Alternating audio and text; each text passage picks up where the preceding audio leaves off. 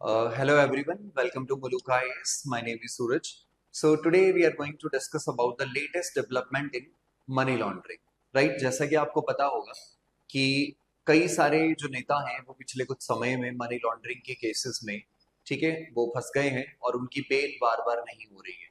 ठीक है, तो इस केस में जानने की कोशिश करेंगे कि कैसे सुप्रीम कोर्ट की जो लेटेस्ट डेवलपमेंट्स हैं वो इसमें बात कर रही है। तो इसको जानने से पहले मलुका ये आप सबके लिए लेके आया है test series 2025 with mentorship program. Total 64 test हैं जिसमें 34 टेस्ट प्रीलिम्स और 30 मेंस के हैं। ये टेस्ट सीरीज आपको ऑनलाइन ऑफलाइन दोनों मोड्स में मिलेगी, हिंदी इंग्लिश में अवेलेबल है। बहुत ही रीजनेबल प्राइसेस में आपको ये टेस्ट सीरीज मिल रही है, तो आप इसका फायदा उठा सकते हैं। राइट, तो सुप्रीम कोर्ट ने अभी सेंटर किया है जो एक्यूज्ड के राइट्स को, कौन से केसेस में? PMLA, that is the prevention of money laundering act के थ्रू। ये जो एक्ट है पीएमएलए, इसको 22 के अंदर यानी 2022 में इसको पास किया गया था, एनैक्ट किया गया था। तो इसमें स्पेसिफिकली ध्यान ये दिया गया था कि जितने भी जो मनी लॉन्ड्रिंग के केसेस हैं, ठीक है, उनको इनमें ट्रायल किया जाए और एक्यूज्ड को पकड़ा जाए, और यहाँ पे एक फेयर ट्रायल के थ्रू कोशिश की जाए कि जितने भी जो लोग हैं जो मनी लॉन्ड्रिंग के केसेस में इन्वॉल्व हैं उनको सजा दी जा सके। राइट, सो मनी लॉन्ड्रिंग के केस का जो हमारा पीएमएलए का जो सेक्शन 19 है उसमें ये ईडी को यानी एनफोर्समेंट डायरेक्टरेट को पावरफुल बनाता है, और उसको ये कहता है कि अगर कोई भी इंडिविजुअल जिसके पास कोई ऐसा मटेरियल निकला हो जो लगता हो कि वो मनी लॉन्ड्रिंग में इन्वॉल्व है और वो गिल्टी है, तो उसको अरेस्ट किया जा सकता है।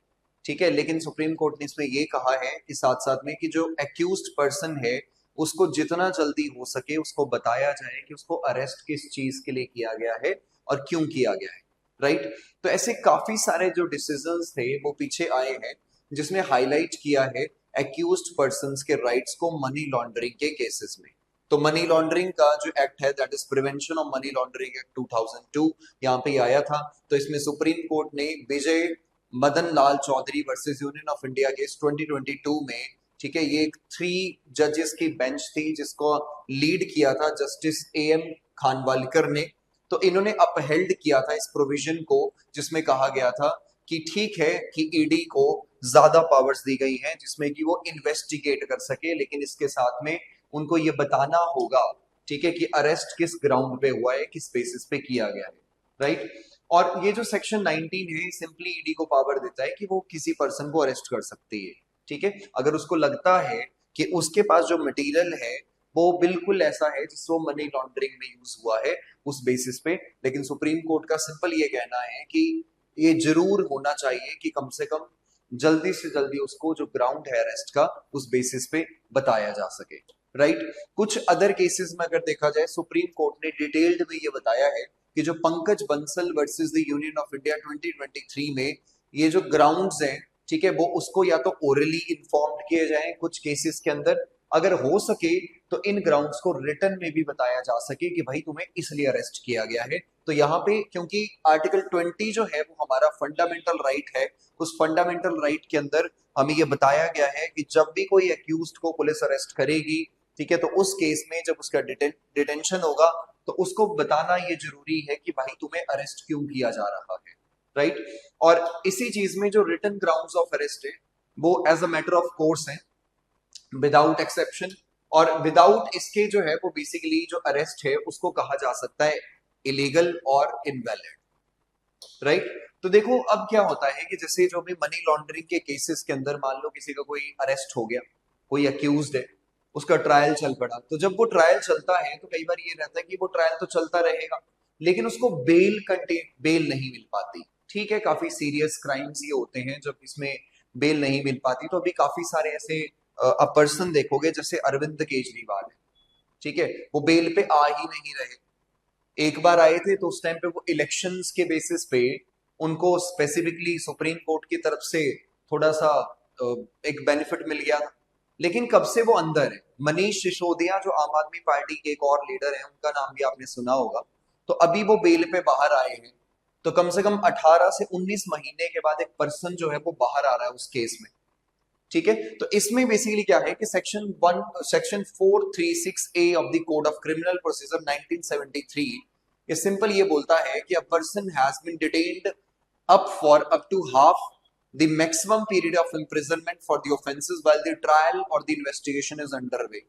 ठीक है, there shall be released on the bail in Vijay Madan Lal. The bench held that this would apply to PMLA as well. यानी कि नॉर्मली अगर कोई पर्सन जो है वो क्रिमिनल प्रोसीजर कोड 1973 के अंदर जिसको डिटेन किया गया है और उसमें वो जो पर्सन है वो जो बेसिकली जो भी क्राइम है उसका half of the maximum period of the imprisonment अगर जो ऑफेंस है वो उसको पूरा करता है तो उसको उसके बाद बेल दी जाएगी जब तक वो केस चल रहा है, राइट। तो सुप्रीम कोर्ट ने Pankaj Bansal versus Union of India में ये भी कहा कि ग्राउंड्स ऑफ अरेस्ट जो है वो बताने पड़ेंगे ओरली और रिटन बेसिस पे, राइट। सो अब इसमें देखा जाए तो अगस्त 9 को बेंच जो थी जिसमें BR गवाई एंड KV विश्वनाथन जो थे इन्होंने बेल ग्रांट करी farmer deputy chief minister Manish Sisodia in the Delhi excise policy case. ये जो दिल्ली एक्साइज पॉलिसी केस है इसमें कहा जाता है कि इसमें करप्शन हो रही है, ईडी उसकी जांच कर रही है, तो उसी के अंदर मनीष सिसोदिया को पहले अरेस्ट किया गया था, तो वो अभी क्या है वो बाहर आ गए। अब इसमें भी क्या है उनको भी बेल मिली है, उनको भी बेल दी गई है। तो ये जो बेंच है इस बेंच ने क्या बोला कि जो कंडीशंस है उन कंडीशन को एक तरह से रिलैक्स कर दिया है कि यहाँ पे जो एक्यूज्ड हैं वो बहुत लंबे टाइम से लॉन्ग पीरियड से ये जो थे वो 17 मंथ से, ठीक है, अगर आप देखोगे कि ये कैप्टिविटी में थी तो उसके बाद इनको भी क्या दे दी गई, बेल दे दी गई। और वुमेन्स को तो स्पेशल क्या है एक्सेप्शंस है बेल में, जैसे BRS leader K Kavitha on August 27 excise policy case में, ठीक है, Kavitha would benefit from the exception in the section 45 which states that women may be released on the bail if the special court so directs। अगर कोई special court direct देता है, direction देता है तो सेक्शन 45 ऑफ द PMLA के through क्या किया जा सकता है, उसको किसी वुमेन को बेल दी जा सकती है, ठीक है। अब जो बेंच है, ठीक है, the bench rejected the Delhi high court reasoning for denying the bail to Kavita in July because she was well educated and could not be considered a vulnerable woman under this exception। ठीक है, अब यहाँ पे जो specifically जो ऊपर bell के जो ऑर्डर थे, ठीक है, यहाँ पे कोर्ट के, इनको नीचे बेंच ने क्या कर दिया, ये एक तरह से इसको रिजेक्ट कर दिया कि इस बेसिस पे तो बेल नहीं दी जा सकती क्योंकि जो ये वुमेन है ये काफी एजुकेटेड है, तो हम ऐसा नहीं मान सकते कि ये बेसिकली वल्नरेबल है, राइट। तो टोटली यहाँ पे देखा जाए तो यहाँ पे जज बेसिकली आ रहे हैं, this is totally misdirected herself while denying the benefit. Okay, so what is the money laundering? So money laundering एक ऐसा कॉम्प्लेक्स प्रोसीजर होता है जिसमें काफी इलीगल ट्रांजैक्शंस को लीगली दिखाया जाता है, जो लीगली करी जाती है। और मनी लॉन्ड्रिंग अगर आप ज्यादातर देखोगे तो इसमें टेररिज्म को सपोर्ट किया जाता है, टेररिज्म की एक्टिविटीज होती हैं, या फिर बेसिकली जो ड्रग्स की प्रॉब्लम है उसमें किया जाता है, या कई सारे ऐसे लोग भी होते हैं जो यहाँ से जो ब्लैक मनी होता है उस ब्लैक मनी को बाहर ले जा करके, ठीक है, किसी कंपनी में दिखा देते हैं कि हाँ जी उस कंपनी के अंदर है, उस देश के अंदर है, टैक्स बचाने के लिए, बाकी सारी चीजें करनी है के लिए, तो that is included in the money laundering list. तो जैसे मेथड्स क्या हो सकते हैं, प्लेसमेंट हो सकता है, लेयरिंग हो सकता है, इंटीग्रेशन हो सकता है। प्लेसमेंट के अंदर जो इनिशियल स्टेज होती है जहाँ पे इलिसिट फंड्स को इंट्रोड्यूस किया जाएगा फाइनेंशियल सिस्टम में, अब ये कैसे किया जाता है, तो इसमें बैंक अकाउंट्स इन्वॉल्व होते हैं जिसके अंदर एक करेंसी एक्सचेंज की जा सकती है या फिर परचेज किया जाता है वैल्यू एसेट्स को, ठीक है, बड़े वैल्यू एसेट्स हैं उनको परचेज कर लिया जाएगा। लेयरिंग के अंदर the process of separating the illicit funds from their source through a series of complex financial transactions, ठीक है, कई अलग अलग एरिया से अगर आप देखोगे तो उससे वो ट्रांजैक्शंस करवाई जाती है, ठीक है, वो एक ओरिजिन एरिया से नहीं होगी लेकिन और अलग अलग एरिया से होगी। इंटीग्रेशन के अंदर जो ये फंड्स होते हैं इन फंड्स को री इंट्रोड्यूस किया जाता है इकोनॉमी के अंदर एज अ लेजिटिमेट फंड्स के through, right. So methods of the money laundering, इसमें स्ट्रक्चरिंग आता है, इसमें जो लार्ज अमाउंट होता है उसको कैश में बहुत छोटे छोटे अमाउंट में कन्वर्ट कर दिया जाएगा और उस अमाउंट को फिर कुछ लोगों को दे दिया जाएगा जो क्या करेंगे, इस अकाउंट को बैंक उसमें डिपॉजिट करना स्टार्ट कर देंगे। तो जब ये डिपोजिशन यहाँ से स्टार्ट होता है तो उस डिपोजिशन के बेसिस पर ही ये चीज देखने को मिलती है। ट्रेड बेस्ड लॉन्ड्रिंग में स्पेसिफिकली ट्रेड ट्रांजैक्शंस होती हैं जिसमें जो वैल्यू है बेसिकली वो बॉर्डर्स के आसपास भी हम लोग बेसिकली एक डिस्गाइज फॉर्म में हम क्या करते हैं, इलिसिट फंड्स को जनरेट करते हैं। शेल कंपनीज, ये कंपनीज बेसिकली फ्रॉड कंपनीज होती हैं, जाली कंपनीज होती हैं, सिर्फ पेपर के ऊपर एग्जिस्ट करती हैं। तो ऐसी कंपनीज बनाई जाती है जिनका कोई नो लेजिटिमेट बिजनेस नहीं होता, सिर्फ ये इलेजिटिमेट फंड्स जो होते हैं इनकी ट्रांजैक्शंस के लिए इनको यूज किया जाता है। ठीक है, रियल एस्टेट के अंदर भी परचेज किया जाता है काफी सारी बिल्डिंग्स को या फिर लैंड को, तो पहले उनको महंगा खरीद लिया, सस्ते में बेच दिया, तो ऐसे में भी काफी सारी जो चीजें हैं उनको लेजिटिमेट एसेट्स बनाया जा सकता है। अब मनी लॉन्ड्रिंग जो है इसमें अगर आप देखोगे दैट इज डर्टी मनी, ठीक है, is acquired through the illegal means, illegal means से लिया जाएगा। आगे इसको क्रिमिनल लॉन्ड्रर्स क्या करते हैं, आगे इसको सोर्स कर देते हैं डिस्गाइज्ड फॉर्म में, मतलब इसको इलीगली इसको आगे भेजते हैं, इलीगली भेज करके उसको क्लीन किया जाता है।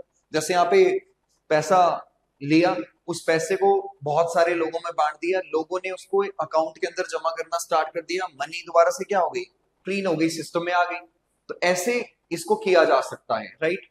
तो यहाँ भी आप देख सकते हैं स्कीम के अंदर collection of money, collection of money के बाद यहीं से ये लेयरिंग के बीच में आ गया, बैंक्स में जुड़ गया, और यहां से आप क्या कर रहे हो, इंटीग्रेट कर रहे हो, यानी इन्वेस्ट कर रहे हो इस पैसे को लग्जरी एसेट्स खरीदने में, बिल्डिंग्स खरीदने में, रियल एस्टेट के अंदर। तो ऐसे किया जाता है।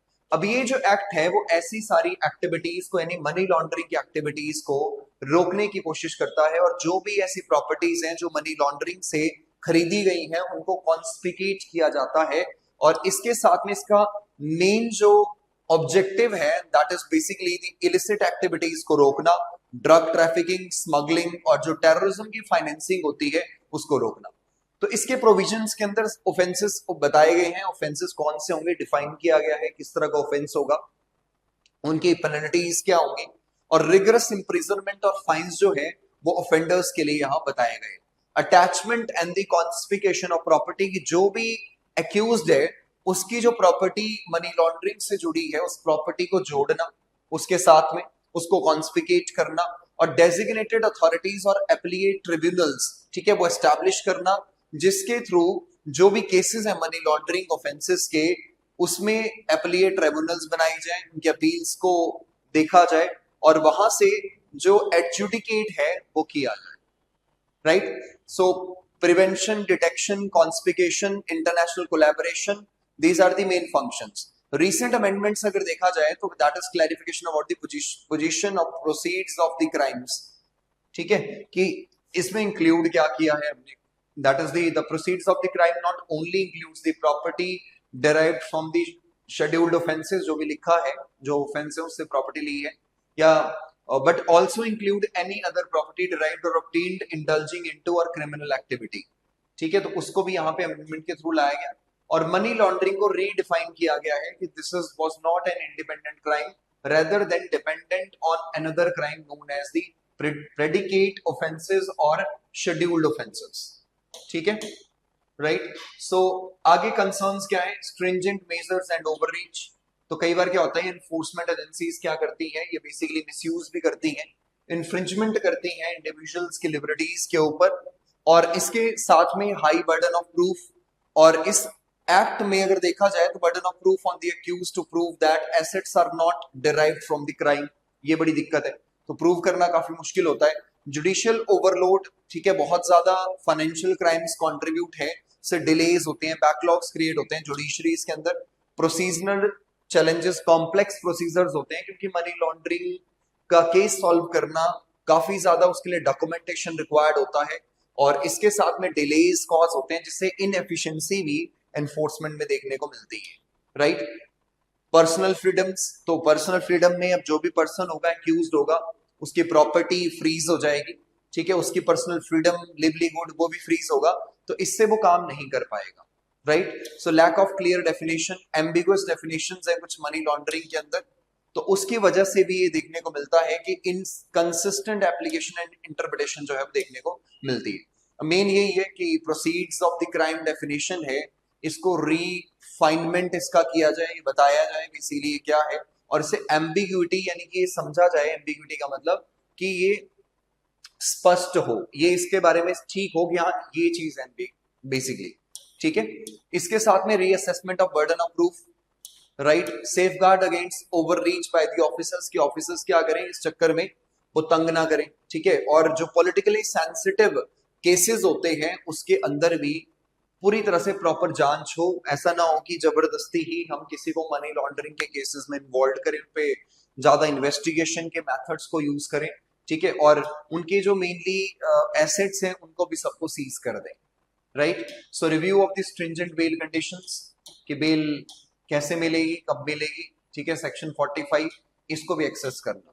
तो आज का प्रीलिम्स का क्वेश्चन है आपके लिए, which of the following statement about the prevention of money laundering is are correct, 1 2 3 4, ठीक है। तो इसमें करेक्ट आपको आंसर बताना है, कमेंट बॉक्स में जरूर बताइएगा क्या है ये, ठीक है। सो आज के लिए एक और point, that is the monthly to the point magazine, ठीक है, basically for the prelims 2025 focused. So this current affair magazine has diagrams and the flow charts. It is only available in the only 29 rupees. Hindi and English में दोनों में available है।